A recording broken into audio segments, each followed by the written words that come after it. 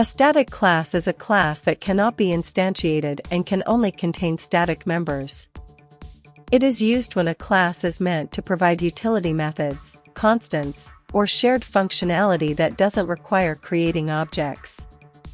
Since all members of a static class are also static, the class is loaded once into memory and shared across the application, making it more memory efficient compared to creating multiple instances of a regular class.